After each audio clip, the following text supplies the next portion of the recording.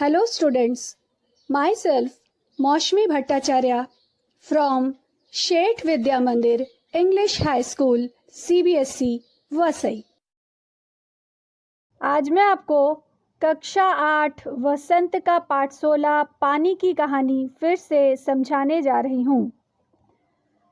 प्रस्तुत पाठ के लेखक हैं डॉक्टर रामचंद्र तिवारी जी। हिंदी के सुप्रसिद्ध आलोचक एवं लेखक डॉक्टर रामचंद्र तिवारी का जन्म उत्तर प्रदेश के वाराणसी जिले में 1924 ईस्वी में हुआ था। हिंदी के सुप्रसिद्ध विद्वान एवं लेखक रामचंद्र तिवारी द्वारा रचित इस पाठ में कल्पना एवं वैज्ञानिक तथ्यों का सहारा लेकर जल चक्र यानी वाटर साइकिल का रोचक वर्णन किया गया है।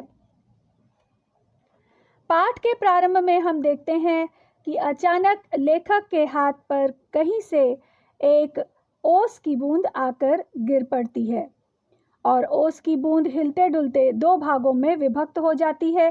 जब वो आपस में टकराती है तो लेखक को सितार के तारों की सी झनकार सुनाई देती है। ओस की बूंद लेखक से यह निवेदन करती है कि वह उसे कुछ देर तक उनके हाथों पर रहने दें। सूर्य निकलते ही वह अपने गंतव्य की ओर चली जाएगी और लेखक का मन बहलाने के लिए वह अपने जीवन की कहानी उन्हें सुनाने लगती है। कई लाख वर्षों पूर्व ऑक्सीजन एवं हाइड्रोजन के बीच रासायनिक क्रिया से उत्पन्न जल या पानी ने अपनी जीवन यात्रा में कई पड़ाव देखे।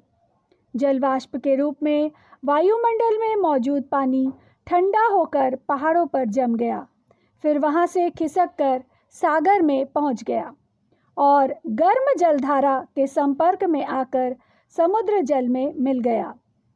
समुद्र के तल में हजारों वर्षों तक रहने के बाद पानी धरती में समा गया और फिर ज्वालामुखी के लावे के रूप में बाहर आया, पुनः वाष्प रूप में वायुमंडल में पहुंचा और फिर वर्षा के रूप में नदियों में आया, फिर पुनः यह पानी जमीन में समा गया। आत्मकथा शैली में लिखी गई यह कहानी अत्यंत रोचक भी है और ज्ञानवर्धक भी। समुद्र में पानी को कई तरह के रेंगने वाले घोंगे, जालीदार मछलियां, कछुए, हाथों वाली मछलियां भी देखने को मिली। सामने से एक जीव दिखाई पड़ा, मानो कोई लालटेन लिए घूम रहा हो। यह एक अत्यंत सुंदर मछली थी। इसके शरीर से एक प्रकार की चमक निकलती थी जो इसे मार्ग दिखलाती थी। इसका प्रकाश देखकर कितनी छोटी छोटी अनजान मछलियां इसके पास आ जाती थी और यह जब भूखी होती थी तो पेट भर उसका भोजन करती थी। इसी तरह समुद्र से होते होते एक दिन ओस की बूंद या पानी की बूंद ऐसे स्थान पर आ पहुंची जहां पृथ्वी का गर्भ रह रहकर हिल रहा था। एक बड़े जोर का धड़का हुआ और सब तेजी से बाहर फेंक दिए गए। पानी की बूंद का कहना है कि वह ऊंचे आकाश में उड़ चली। इस दुर्घटना से सभी चौंक पड़े। पीछे से ज्ञात हुआ कि पृथ्वी फट गई है और उसमें से धुआं, रेत, पिघली धातुएं तथा लपटें निकल रही है। यह दृश्य बड़ा ही शानदार था और इसे देखने की बार बार इच्छा होने लगी। लेखक को समझ में आ गया कि पानी की बूंद ज्वालामुखी की बात कर रही है। एक और भाप का दल मिला। पानी की बूंद गरज कर आपस में मिली और आगे बढ़ी। पुरानी सहेली आंधी के भी दर्शन हुए। इस प्रकार पानी की बूंद एक पहाड़ पर गिरी और अपने साथियों के साथ मैली कुचैली हो एक ओर बह निकली। एक बार फिर बड़ी ऊंचे शिखर पर से कूदी और नीचे एक चट्टान पर जा गिरी। इतनी सारी पानी की बूंदें एक साथ गिरने पर बेचारा पत्थर उनके प्रहार को न सह सका और टूटकर खंड खंड हो गया। पानी की बूंद का कहना है कि वे ही है जो पत्थरों को चबा चबा कर रेत की परिस्थिति में पहुंचा देती है। कठोर से कठोर वस्तु भी उनका प्रहार सहन नहीं कर सकती। विजय से उन्मत्त होकर वे लोग इधर उधर बिखर गए। पानी की बूंद की इच्छा थी कि बहुत दिनों से समतल भूमि नहीं देखी है, इसलिए वह एक छोटी धारा से मिल गई। इस प्रकार वह नदी में जा पहुंची और बहुत दिनों तक नदी में घूमती घूमती एक नल में पहुंच गई।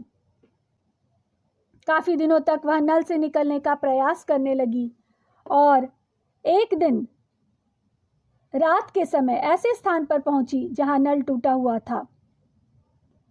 वह तुरंत उसमें से होकर निकल भागी और पृथ्वी में समा गई। अंदर ही घूमते घूमते एक बेर के पेड़ के पास जा पहुंची। पानी की बूंद लेखक को यह सारी कहानी सुना ही रही थी कि उतने में ही सूर्य निकल आए। तब पानी की बूंद ने कहा कि वह लेखक के पास और ज्यादा देर तक नहीं ठहर सकती।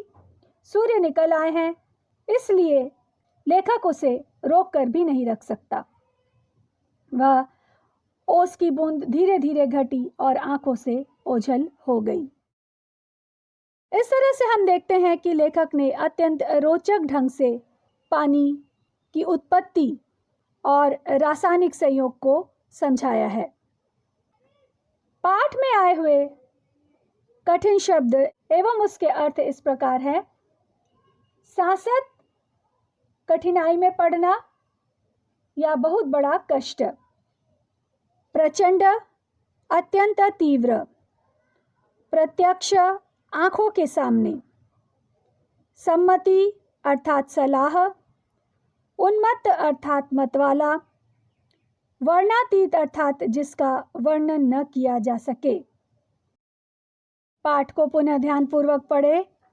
पाठ के अंतर्गत करवाए गए बहुविकल्पीय प्रश्न, अति लघु उत्तरीय प्रश्न, लघु उत्तरीय प्रश्न, दीर्घ उत्तरीय प्रश्न एवं व्याकरण से संबंधित अभ्यास सभी को ध्यानपूर्वक पढ़े एवं याद करें। हमारा पाठ यहीं पर समाप्त होता है। धन्यवाद।